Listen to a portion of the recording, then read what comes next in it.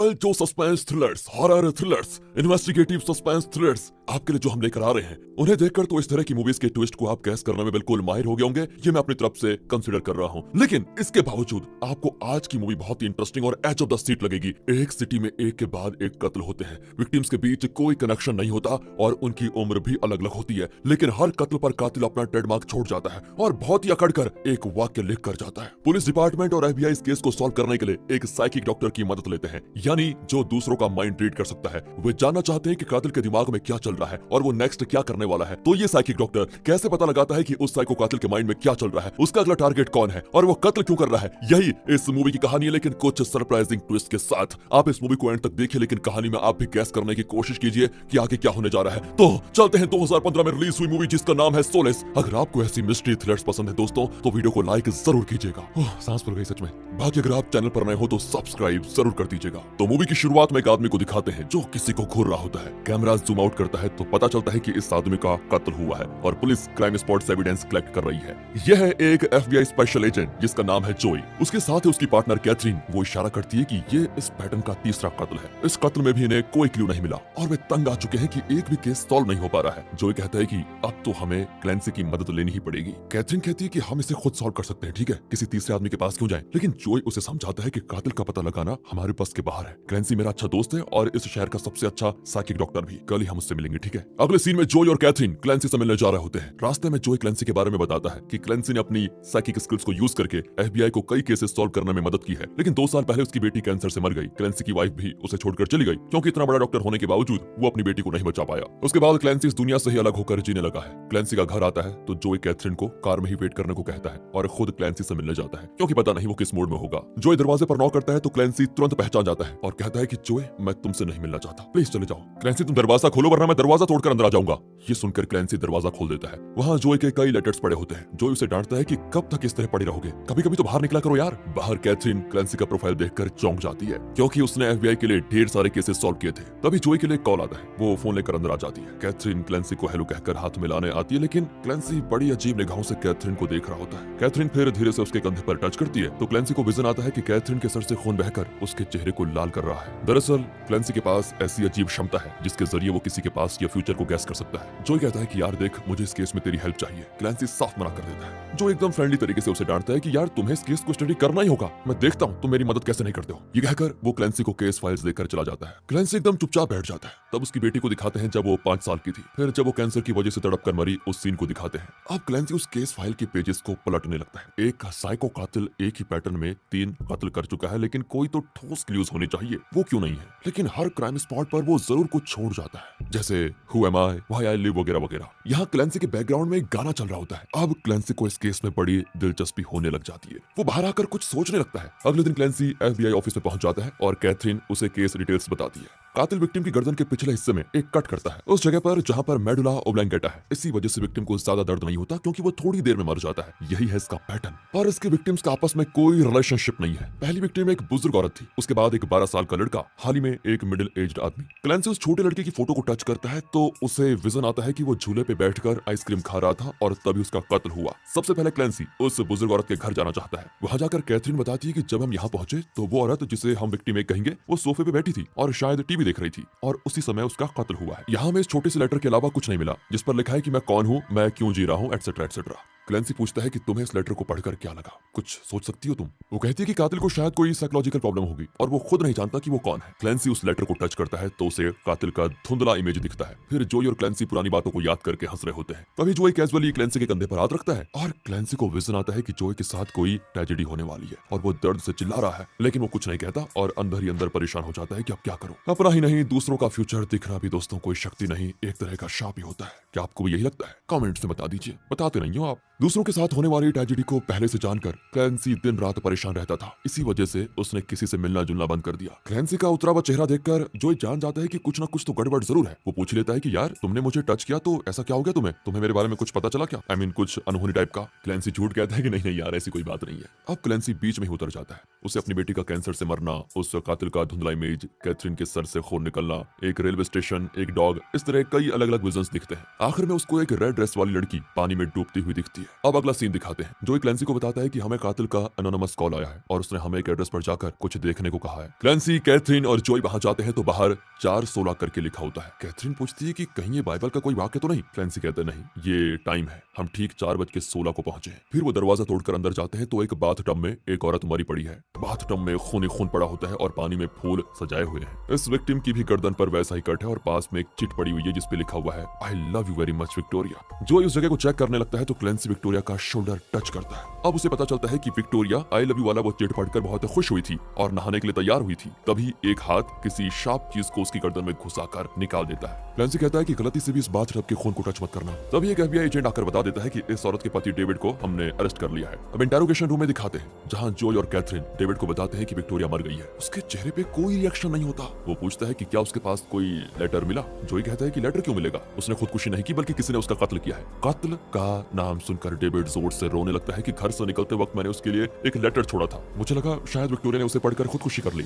दूसरी ओर Clancy David की चीजों को टच करके देखता है और जब वो उसके पेन को उठाता है तो उसे विजन आता है कि डेविड का किसी के साथ अफेयर था। इसी बारे में उसने विक्टोरिया के लिए लेटर लिखा था। और अब क्लैंसी इंटेरोगेशन रूम में आता है और डेविड से पूछता है कि तुमने अपने लेटर में पूरा सच क्यों नहीं लिखा। डेविड रोने लगता है। दरअसल डेविड का अफेयर किसी लड़की के साथ नहीं, एक आदमी के साथ था। उस आदमी से डेविड को HIV इन्फेक्शन हुआ। डेविड की वजह से विक्टोरिया भी HIV पॉजिटिव हो गई थी। इसीलिए डेविड ने विक्टोरिया को लेटर लिखा था कि अब मैं तुम्हारे साथ नहीं रह सकता क्योंकि मैं किसी और से प्यार करता हूँ। और उसने ये नहीं लिखा था कि उसका एक आदमी के साथ अफेयर है। क्लैंसी FBI टीम को बता देता है कि डेविड कातिल नहीं है। विक्टोरिया को जब इसके अफेयर का पता चला तो उसने खुदकुशी करने की कोशिश की थी पर सफल नहीं हुई। उसे HIV पॉजिटिव था, इसलिए मैंने तुम्हें बाथटब का खून टच करने से मना किया था। अगले सीन में क्लैंसी जोई के घर पर होता है। वो बताता है कि इन सारे केसेस के बीच सिर्फ एक सिमिलरिटी है, मतलब हर विक्टिम को कोई ना कोई जानलेवा बीमारी जरूर थी। पहली विक्टिम यानी कि वो बुजुर्ग औरत, वो 3 साल से कीमोथेरेपी ले रही थी। फिर सेकंड विक्टिम यानी कि जो सोफे में बैठे हुए मर गया था, उससे भी ऐसी ही एक बीमारी थी और अगर वो जिंदा रहता तो आखिरी वक्त में बहुत तड़प तड़प कर मरता। विक्टोरिया को उसके पति से HIV इन्फेक्शन हुआ जिसकी वजह से उसने खुदकुशी करने की कोशिश की। मतलब कातिल उन्हीं लोगों को मार रहा है जिन्हें कोई जानलेवा बीमारी है। अगर वे नेचुरली मरते तो बहुत पीड़ा और वेदना से गुजरना पड़ता।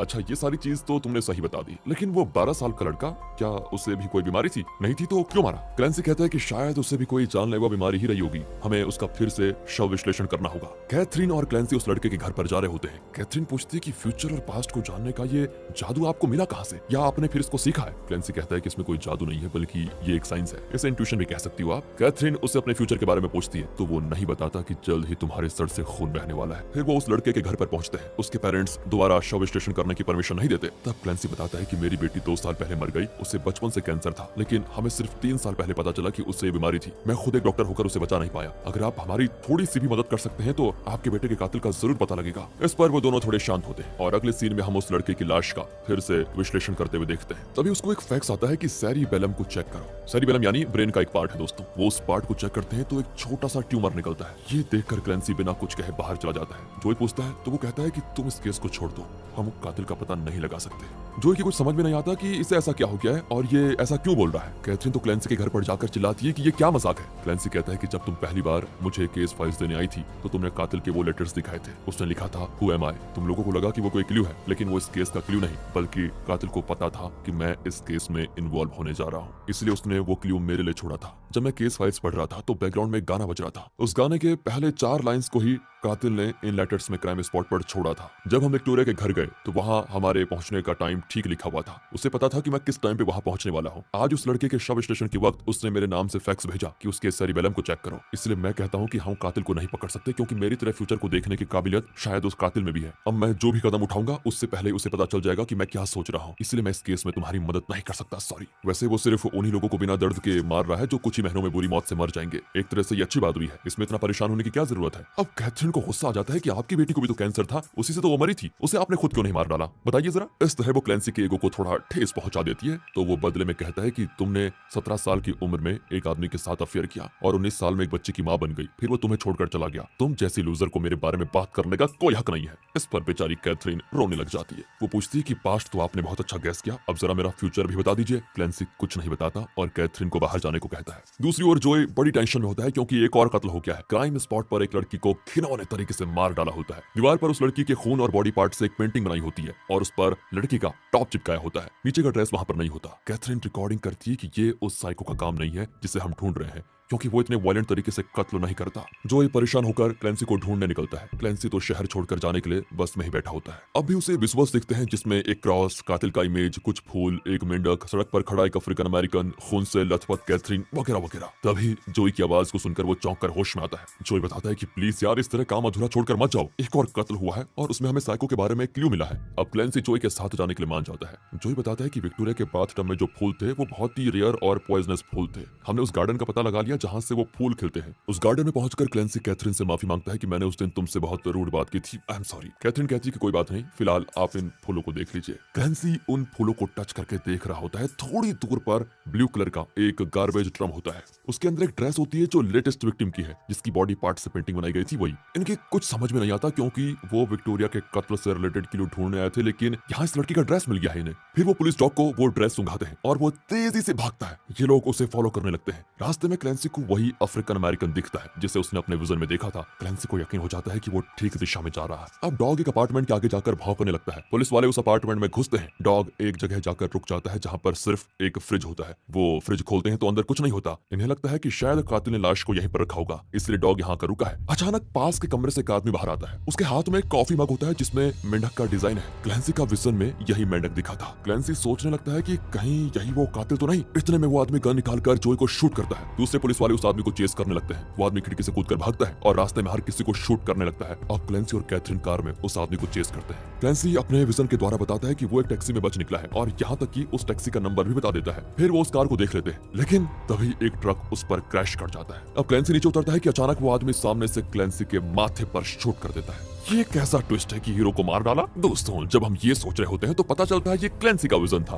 अब वो झट से बाहर नहीं आता और कार के पीछे छुपते छुपते निकलता है। तो वो आदमी अब क्लैंसी को शूट करने ही वाला होता है कि एन वक्त पर पीछे से कैथरीन उसे भून डालती है। दरअसल क्लैंसी ने कैथरीन को बता दिया था कि वो किस पोजीशन में मुझे शूट करेगा और तुम्हें कहां खड़े होकर उसे मारना है। वो आदमी मर जाता है। तब क्लैंसी बताता है कि ये वो साइको नहीं है जिसे हम ढूंढ रहे हैं। इसने सिर्फ इस लास्ट विक्टिम का कत्ल किया है। ये सुनकर कैथरीन चिल्लाने लगती है कि वो साइको कब पकड़ा जाएगा। अब क्लैंसी जोई से मिलने हॉस्पिटल जाता है। जोई बताता है कि अच्छा हुआ मुझे बुलेट लगा, वरना मुझे पता ही नहीं चलता कि मैं कैंसर के 4th स्टेज में हूँ। तुम एक बात बताओ, तुम्हें पहले से पता था ना कि मैं मरने वाला हूँ? क्लैंसी हाँ में जवाब देता है। जोई बेचारा परेशान हो जाता है कि मुझे नहीं पता था मैं इतनी जल्दी मरने वाला हूँ, पर अब कुछ नहीं हो सकता। अब कैथरीन क्लैंसी से पूछती है कि आपको एक बात बताइए, हर किसी के बारे में एग्जैक्टली मालूम पड़ जाता है सब कुछ, पर क्या आपको अपनी बेटी के कैंसर के बारे में पता नहीं था? है? अब क्लैंसी बताता है कि जब हमने उसका 5th बर्थडे सेलिब्रेट किया तो मुझे विजन आया कि उसकी आत्मा उसके शरीर से निकल कर जा रही है। मैं डरा सहमा हर पल उसी दिन के बारे में सोचता रहता जब वो हमें छोड़कर चली जाएगी, पर मुझे नहीं मालूम था कि उसे कैंसर है। जब वो 20 साल की हुई तब हमें पता चला कि वो दर्द से तड़प तड़प कर चल बसी। और अब जोई का फ्यूनरल दिखाते हैं, यानी कि वो मर गया, जहां क्लैंसी जोई के बेटे को गले लगा लेता है। तभी उसे एक विजन आता है कि ये लड़का फ्यूचर में बहुत खुश रहेगा और लाइफ में वेल सेटल्ड भी। क्लैंसी खुश हो जाता है। फिर वो एक रेस्टोरेंट में जाता है जहां उसे फिर कुछ विजन्स आते हैं। अचानक एक आदमी उसके सामने आकर बैठता है और ये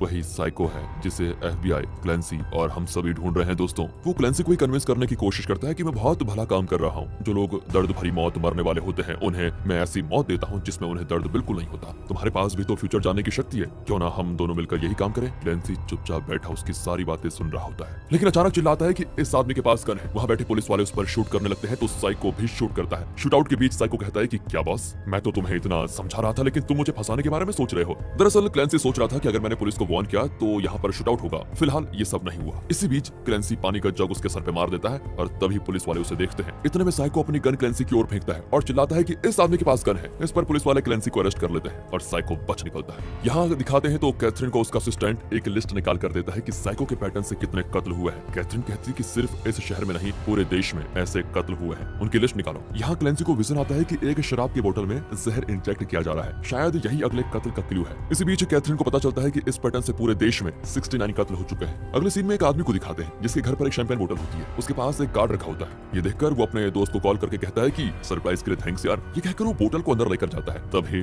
कातिल एक गन लेकर घर में घुसता है, पर वहाँ क्लैंसी तो आराम से बैठकर पूछता है कि अरे अरे इस बार तुम गन भी लेकर आ गए, प्लान चेंज कर दिया गया। इतने में घर का ओनर बोतल लेकर बाहर जाता है और डर कर पूछता है कि तुम दोनों कौन हो भाई और गन लिए यहाँ पर क्या कर रहे हो। क्लैंसी उसे चुपचाप बैठने को कहता है और कातिल से पूछता है कि तुम इस आदमी का कत्ल क्यों करना चाहते हो। कातिल कहता है कि इस आदमी को न्यूरोफाइब्रोमेटोसिस नाम की एक खतरनाक बीमारी है। ये कुछ ही दिनों में मरने जा रहा है, लेकिन कल ये एक लड़की से मिलने वाला है और ये दोनों इंटीमेट होने वाले हैं। वो लड़की इसके बच्चे की माँ बनेगी और उस बच्चे को भी इसकी बीमारी होने के 50% चांसेस हैं। इसीलिए आज मैं इसे खत्म करने जा रहा हूँ। ये तो ऐसे बातें कर रहा है जैसे ये भगवान है। खैर, दूसरी ओर कातिल ने जिस जगह से गन खरीदी थी, कैथरीन उस जगह का पता लगा लेती है और उसके बिल से उस कातिल का एड्रेस पता चल जाता है। वो तुरंत उस एड्रेस के लिए निकलती है। यहाँ क्लेंसी कातिल को धमकाता है कि अगर तुमने इसे मारा तो मेरे पास भी गन है, मैं तुम्हें उड़ा दूंगा। अब कातिल को वहाँ से जाना पड़ता है। क्लेंसी उस आदमी को बताता है कि इस चैंपियन की बोतल में जहर मिला है, जल्दी हॉस्पिटल जाओगे तो जान बच जाएगी। ये कहकर वो कातिल के पीछे जाता है। वो नीचे बेसमेंट में जाता है तो वहाँ कातिल के कई रूप क्लेंसी को नजर आते हैं जो अलग अलग दिशाओं में जा रहे होते हैं। यहाँ कैथरीन कातिल के घर पहुंचती है तो उसके लिए एक वीडियो प्ले होता है जिसमें कातिल कहता है कि मुझे पता था तुम आओगी। वो अपने बारे में बताने लगता है कि चार्ल्स नाम का एक लड़का था, बहुत ही डरपोक था। स्कूल में सब उसे बुली करते थे, यहाँ तक कि उसके पेरेंट्स भी उस पर ध्यान नहीं देते थे। वो बड़ा हुआ तो किसी के साथ रिलेशनशिप में नहीं रह पाया, बहुत ही डिप्रेस्ड रहता था। लेकिन तब उसे अपनी एक शक्ति के बारे में पता चला कि वो किसी का भी पास्ट और फ्यूचर जान सकता है। वो चार्ल्स कोई और नहीं, मैं हूँ। उस दिन मैंने फैसला किया कि जब तक मैं जिंदा हूँ किसी को दर्द भरी मौत मरने नहीं दूंगा, और तब से मैं ऐसे मरीजों को पेनलेस डेथ देने लगा हूँ जो अगर नेचुरली मरते तो दुख और दर्द भरी मौत होती। यहाँ क्लेंसी अपने विजन की मदद से गैस कर लेता है कि कातिल कहाँ गया होगा। वो एक रेलवे स्टेशन जाता है। वहाँ वो एक पुलिस वाले को बताता है कि अगर तुम्हें प्रमोशन चाहिए तो अपने सीनियर को कॉल करके कहो कि वो साइको कातिल इसी स्टेशन में है। वो आदमी भी बिना सोचे समझे सीनियर को कॉल करके बता देता है। यहाँ वीडियो में चार्ल्स कहता है कि तुम्हें एक कॉल आएगा और तुम्हें पता चल जाएगा कि मैं कहाँ पर हूँ। तभी कैथरीन को कॉल आता है कि चार्ल्स रेलवे स्टेशन में है। कैथरीन वहाँ भागती है। इतने में क्लेंसी स्टेशन पहुंच जाता है। इतने में वो चार्ल्स को देखता है जो ट्रेन में चढ़ जाता है। क्लेंसी भी उसी ट्रेन में चढ़ जाता है। चार्ल्स कहता है कि बॉस यहाँ बहुत भीड़ है। ये कहकर वो ऊपर शूट करता है तो वहाँ बैठे पैसेंजर्स उठकर भाग जाते हैं। यहाँ कैथरीन ट्रेन को रोकने के लिए ट्रेन ऑपरेटर को कॉन्टैक्ट करती है। वो कहता है कि मैम अचानक नहीं रोक सकते, आप अगले स्टेशन पर उस आदमी को पकड़ने की कोशिश कीजिए। ट्रेन में चार्ल्स क्लेंसी का ब्रेन वॉश करने लगता है कि मैं यहाँ मरने वाला हूँ, पर मैं चाहता हूँ कि मेरे बाद तुम मेरा काम करो। कैथरीन तुम्हें रोकेगी लेकिन मैं उसे रास्ते से हटा दूंगा, तुम फिक्र मत करो। क्लेंसी कहता है कि अगर उससे कुछ हुआ तो तुम्हारी खैर नहीं, याद रखना। इतने में अगला स्टेशन आ जाता है और वहाँ पूरी फोर्स, स्नाइपर सब कुछ आ जाते हैं और चार्ल्स पर एम करके खड़ी होती है। पर ऐन वक्त पर एक पिलर बीच में आ जाता है और कैथरीन ट्रेन के अंदर चली जाती है। चार्ल्स क्लेंसी पर एम करके खड़ा होता है लेकिन तभी कैथरीन आती है तो वो कैथरीन को शूट कर देता है। बुलेट ठीक कैथरीन के माथे को चीरकर उस पार निकल जाता है। तभी बाहर से पूरी फोर्स चार्ल्स पर शूट करती है और वो मर जाता है। कैथरीन भी मर चुकी होती है। अब क्लेंसी को दिखाते हैं और कैमरा होता है जूम आउट, यानी ये हुआ ही नहीं, होने वाला है। कैथरीन वैसे ही भाग कर आती है लेकिन इससे पहले कि चार्ल्स उसे शूट करे, क्लेंसी कैथरीन को धक्का देकर चार्ल्स पर गोली चलाता है और वो मर जाता है। क्लेंसी नीचे देखता है तो कैथरीन के माथे पे खून होता है। दरअसल चार्ल्स ने क्लेंसी पर शूट किया था लेकिन बुलेट उसके चेहरे को टच करके निकला होता है जिसकी वजह से खून निकल रहा था। उसी का खून कैथरीन के माथे पे लगा हुआ था। अगले सीन में हॉस्पिटल में क्लेंसी का ट्रीटमेंट चल रहा होता है। तभी कैथरीन उससे मिलने आती है। दरअसल शुरू से क्लेंसी को कैथरीन में अपनी बेटी नजर आती थी, इसलिए वो हमेशा कैथरीन को बचाने की कोशिश करता रहता था। अगले सीन में क्लेंसी एक पार्क में बैठा होता है। उसकी वाइफ जो उसे छोड़कर जा चुकी थी वो वापस आकर कहती है कि अब मैं तुमसे गुस्सा नहीं हूँ, मुझे तुम्हारे लेटर्स मिलते रहते थे। इस तरह ये दोनों फिर से एक हो जाते हैं। वाह क्या हैप्पी एंडिंग हुई। अगर आप ये सोच रहे हैं दोस्तों तो सच कुछ और ही है, आपको बता दूं। अगले सीन में क्लेंसी की बेटी को दिखाते हैं जो कैंसर की वजह से